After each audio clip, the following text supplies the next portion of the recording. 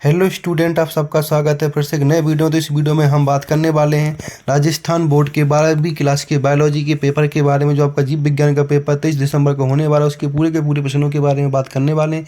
तो पूरा का पूरा पेपर आपका यहाँ पर सॉल्व कराया जाएगा। तो इस पेपर को देखने के लिए वीडियो को आपको लास्ट तक देखना है और इसके चैनल को सब्सक्राइब कर लेना है। तो यहाँ पे सारी की सारी पेपर की पूरी के पूरी प्रश्नों की डिटेल्स दी जाएगी। तो पूरा का पूरा वीडियो आपको लास्ट तक देखना है। चैनल पे पहली बार तो चैनल को आपको यहाँ पे सब्सक्राइब कर लेना। तो यहाँ पे हम बात करने वाले हैं आपके राजस्थान बोर्ड के 12th क्लास के पेपर के बारे में, जो आपका अर्धवार्षिक परीक्षा का पेपर होने वाला 23 दिसंबर को। इसमें हम आपके जीव विज्ञान के बारे में बात करेंगे, मतलब कि बायोलॉजी के पेपर के यहाँ के बारे में बात करेंगे। आपको यहाँ पर टोटल 3 घंटा 15 मिनट का समय मिलने वाला है और टोटल आपका यहाँ पे पूर्णांक 50-40 नंबर का पूरा पूर्णांक आपका यहाँ पे होने वाला है। तो बस वीडियो में बने रहना, वीडियो को आपको लास्ट तक देखना है। यहाँ पे आपको सबसे ऊपर अपना रोल नंबर डालना है अंकों में, यहाँ पे आपको शब्दों में डाल लेना और नीचे दिए गए निर्देशों को आपको ध्यान से पढ़ लेना है। तो हम यहाँ पे बात करने वाले सारे के सारे प्रश्नों की विथ आंसर के साथ। तो वीडियो को लास्ट तक देखते रहना। चैनल पर पहली बार तो चैनल को सब्सक्राइब कर लेना, वीडियो को ज़्यादा से ज़्यादा शेयर कर देना। तो चलते पहले प्रश्न, क्योंकि पहला प्रश्न इसमें क्या पूछा गया हम उसकी यहाँ पे बात कर लेते हैं। तो यहाँ पे आपसे पहले सबसे जो पहला प्रश्न पूछा गया है वो यहाँ पर देख लीजिएगा। तो सबसे जो पहला प्रश्न पूछा गया वो आपसे सही विकल्प चुनकर लिखने की बात कही गई। जो आपका यहाँ पर 6 प्रश्न पूछे जाने वाले, एक नंबर के प्रश्न आपके होने वाले हैं। तो पहला प्रश्न पूछा गया कि वे द्विलिंगी पुष्प जो कभी नहीं खुलते प्रदर्शित करते हैं, क्या करते हैं? तो पहला ऑप्शन है इसमें क्लिस्टोगेमी या ऑटोगेमी या फिर एलोगेमी या इनमें से कोई नहीं। तो इसका आपको यहाँ पर देख लेना क्या आंसर होने वाला है। प्रश्न नंबर दूसरा में पूछा गया कि हाइड्राला में किस प्रकार का परागण होता है? कीट के आत्म परागण, वायु परागण या स्वयं परागण या फिर जल परागण। तो दूसरे में आपको इसको देख लेना इसमें क्या होने। प्रश्न नंबर तीसरे में पूछा गया कि कितने द्वितीय शुक्र कोशिकाओं से 200 शुक्राणु बनेंगे? तो किससे? 100 से, 400 से और या 200 से या 50 से। तो प्रश्न नंबर तीसरे को आपको अच्छे से देख लेना। प्रश्न नंबर चौथा पूछा गया कि IVF में क्या किया जाता है? तो पहला ऑप्शन है 16 कोरक खंडों वाले भूषण को फिलोपियन नली में हस्तांतरण किया जाता है। दूसरा ऑप्शन है अंडाणु को फिलोपियन नली में हस्तांतरण किया जाता है। तीसरा पूछा गया कि युग्म नज को फैलोमिन नली में हस्तांतरण किया जाता है या फिर युग्म नज को युग्म नज को गर्भाशय में हस्तांतरण किया जाता है। प्रश्न नंबर 4 है आपका। प्रश्न नंबर यहाँ पे 5 में पूछा गया कि पुरुषों के बाध्यकरण की विधि क्या होती है? तो इसमें वेसेक्टोटॉमी या ट्यूबेक्टोमी होती है या फिर माइक्रोटॉमी होती है या फिर एनाटॉमी होती है। तो प्रश्न नंबर 5 आपको यहाँ पर देख लेना। तो इस तरह से सारे के सारे प्रश्न कराने वाला हूँ। तो वीडियो को आपको लास्ट तक देखते रहना। चैनल पर पहली बार तो चैनल को आपको यहाँ पर सब्सक्राइब कर लेना है। नेक्स्ट प्रश्न आपका इसमें 6। प्रश्न नंबर 6 में पूछा गया है आपसे यहाँ पे निम्नलिखित में से यौन संचारण रोग क्या है? तो STD है या STI है या गोनोरिया या उपयुक्त सभी है। इनमें से क्या होने वाला वो आप यहाँ पर देख लीजिएगा। तो यहाँ पे आपका ऑप्शन पूरे के पूरे कर लेने। इंग्लिश वाले स्टूडेंट जो भी है, तो इंग्लिश वाले स्टूडेंट इंग्लिश वाला भी आप यहाँ पर देख सकते हैं। इंग्लिश में भी ये दे रखा है पूरा का पूरा पेपर आपका यहाँ से। तो इस तरह से पूरा का पूरा पेपर आपको यहाँ पर कर लेना। जो भी यहाँ पर पूछा गया वो सारा का सारा आपके लिए इंपॉर्टेंट है। तो इन सारे के सारे प्रश्नों को आपको यहाँ पर अच्छे से कर लेना है। अब इसके बाद आपका नेक्स्ट प्रश्न स्टार्ट होने वाला है, जो आपका यहाँ पर रिक्त स्थान होने वाले हैं। देख सकते हो। तो दूसरा प्रश्न पूछा गया, जिसमें पूछा गया रिक्त स्थानों की पूर्ति कर लिखिए। जो यहाँ पर 1 नंबर का एक प्रश्न होने वाला, तो 6 प्रश्न इसमें आपसे पूछे जाने वाले। तो पहला प्रश्न पूछा गया कि बिना निषेचन बीज विकसित होने की क्रिया को हम क्या कहते हैं? वो आपको यहाँ भर देना है। प्रश्न नंबर दूसरे में एक विवाहित जोड़े के पहले से 3 पुत्रियां हैं, जो अब चौथी संतान का सोच रहा है। इस भावी संतान के पुत्र होने की संभावना प्रतिशत कितनी होगी? तो वो आपको यहाँ पे भर देना है। प्रश्न नंबर तीसरे में मेंडल ने अपने प्रयोग में खालिस्तान पौधे का संचयन किया। कौन से पौधे का यहाँ पर संचयन किया, उसका नाम आपको यहाँ पर लिख देना है प्रश्न नंबर तीसरे में।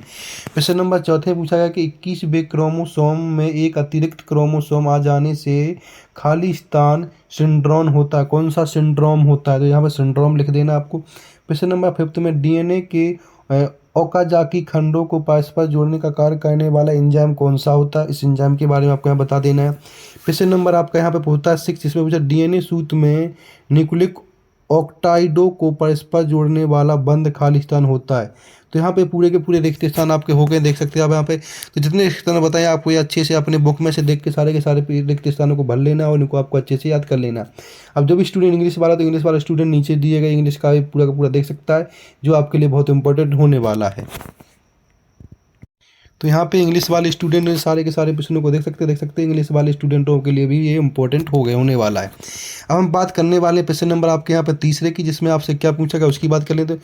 तो प्रश्न नंबर तीसरे में आपसे पूछा गया कि सत्य असत्य बताइए, और जो आपका एक नंबर का प्रश्न होने वाला, टोटल यहाँ पर 6 प्रश्न पूछे हैं 6 नंबर के।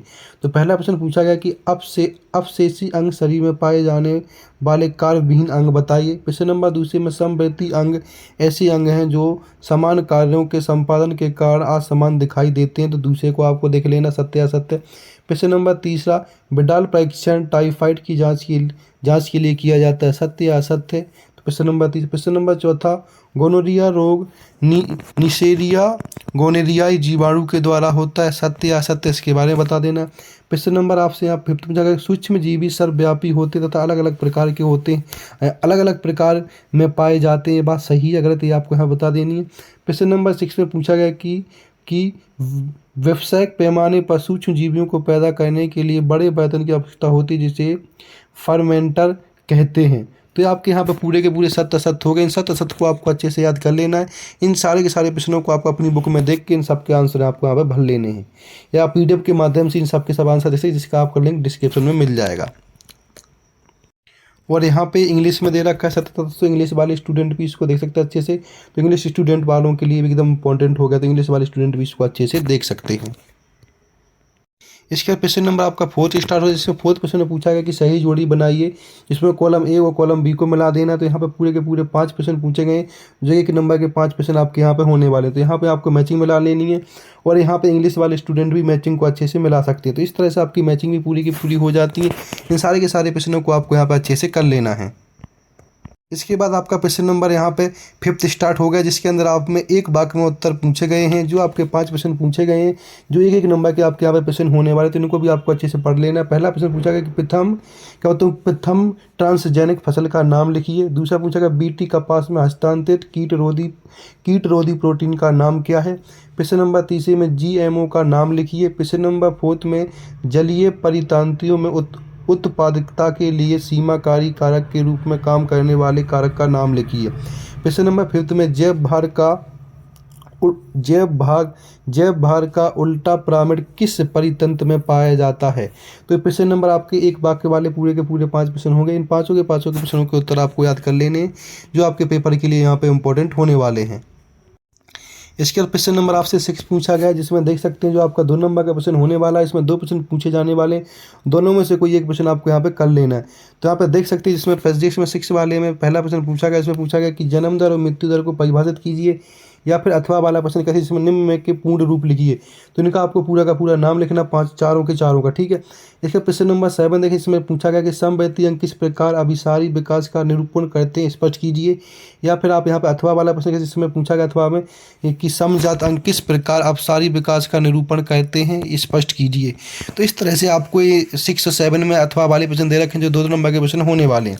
प्रश्न नंबर 8 देखेंगे। प्रश्न नंबर 8 में पूछा गया कि बायोगैस की घटक गैसों के नाम लिखिए, या फिर अथवा में माइकोराइजा के सहजीवी घटकों के नाम लिखिए। तो इन दोनों में से कोई एक प्रश्न कर लेना, 2 नंबर आपके यहाँ से पक्के हो जाते हैं। प्रश्न नंबर 9 की बात करेंगे। 9 में क्या पूछा गया वो देख लीजिएगा। तो यहाँ पर प्रश्न नंबर 9 में आपसे पूछा गया वो देख लिए। प्रश्न नंबर 9 में पूछा गया कि बाहित मल क्या है, यह हमारे लिए हानिकारक क्यों है, इसके 2 कारण बताइए। या फिर अथवा में BOD को